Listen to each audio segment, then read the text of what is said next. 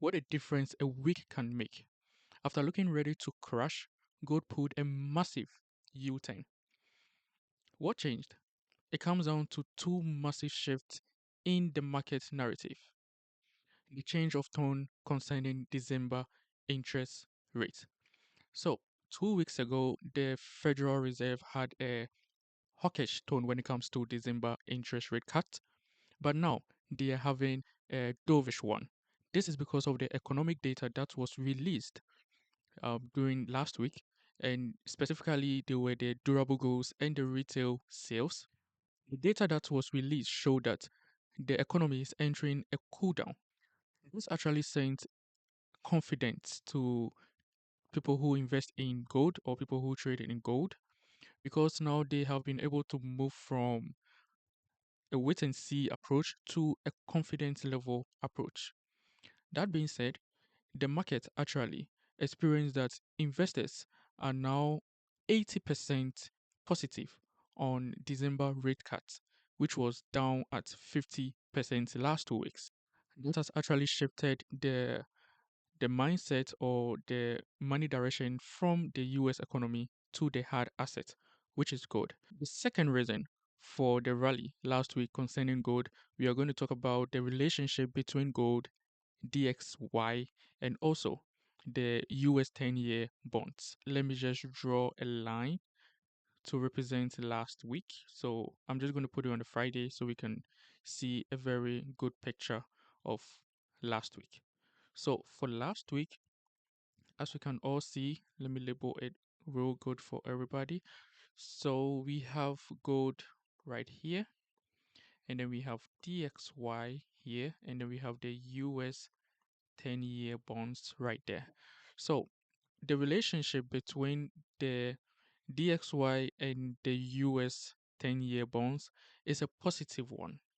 It's a positive one because when DXY is going down, you realize that the US 10-year bonds also goes down, and vice versa. When the DXY is going up, you're also going to realize in most cases that the US 10-year bonds also goes up. But that's not the same relationship gold has with DXY. So with DXY and gold, they have a negative relationship. So with a negative relationship, when one is going up, the other goes down. So that being said, the DXY and the US 10-year bonds, I'm going to just give them a nickname, which is the twins, right? The twins. So the relationship between gold and the twins is a negative one. As you can all see, when gold was going up, this and this, they actually went down. So think of it as a seesaw, which we all actually played when we were kids. So it's very similar. So with that seesaw, when one is going up, the other goes down, and when one is going down, the other goes up. So one might ask me, what is going to happen next week? Well, for next week, follow me to the technical analysis room. With the technical analysis, I'm just going to focus on only gold because I don't want any distractions. So we're just going to look at gold. So for gold, we can confidently say that gold is still in the uptrend. Why? Because it's still doing the higher highs and higher lows and higher highs and higher lows and higher highs and higher lows and so on and so forth. Right? So let me complete my arrows here. So we have this, we have that, we have this, we have that, and so on and so forth. So on the daily time frame, we do have an uptrend going on.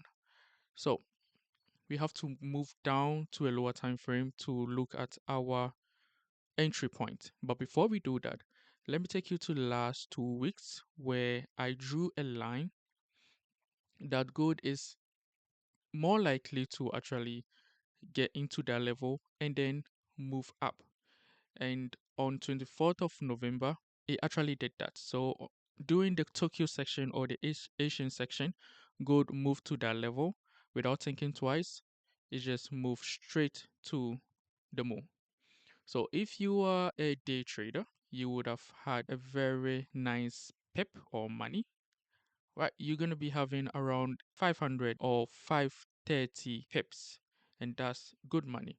And if you are still in that trade, like myself, you're going to be having over 1,600 pips, which is even better.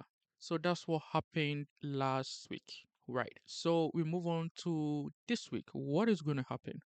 Well, we're going to move down to the 45 minutes to look for some imbalances. So as we can see here, we have a very nice imbalance right here, over here on the 45 minutes.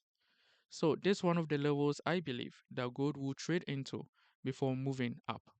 So I'm going to represent this with just a line to keep it clean. So I believe it's going to hit this level and then go right up again because we are in an uptrend. So the probability is higher if you're trading towards the trend. You know, the trend is always your friend. So we have to set our stop loss. So with the stop loss, basically it should be lower than 2% of your deposit.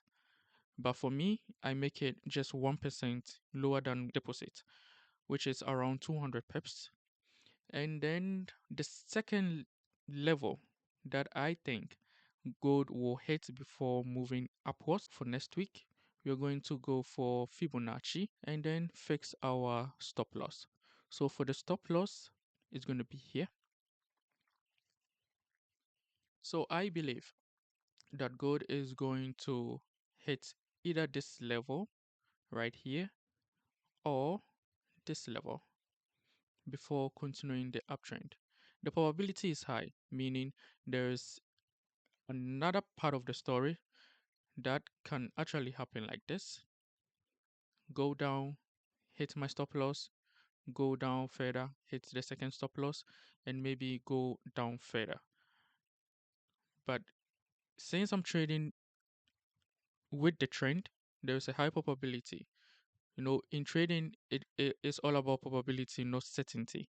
So it can hit this side and go up, or the probability, high probability could hit this side and continue going to the uptrend. This is the end of the technical analysis.